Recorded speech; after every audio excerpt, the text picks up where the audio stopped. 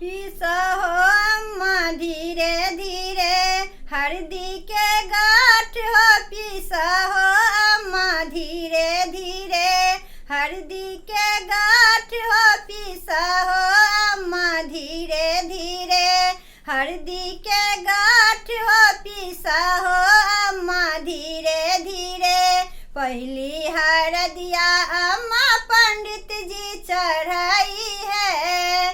पहली हरदिया अम्मा पंडित जी चढ़ाई है।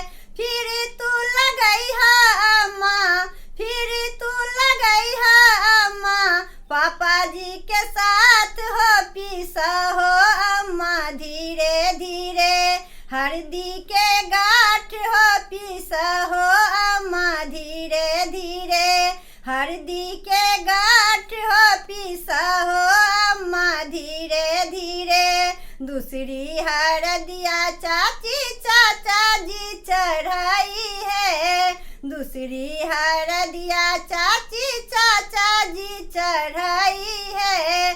फिर तू लगई है भाभी, फिर तू लगई है भाभी भैया जी के साथ हो। पीसा हो अम्मा धीरे धीरे हल्दी के गांठ हो। पीसा हो अम्मा धीरे धीरे हल्दी के गांठ हो। पीसा हो अम्मा धीरे धीरे हल्दी के गांठ हो। पीसा हो अम्मा धीरे धीरे तीसरी हरदिया फुआ फूफा जी चढ़ाई है। तीसरी हरदिया फुआ फूफा जी चढ़ाई है।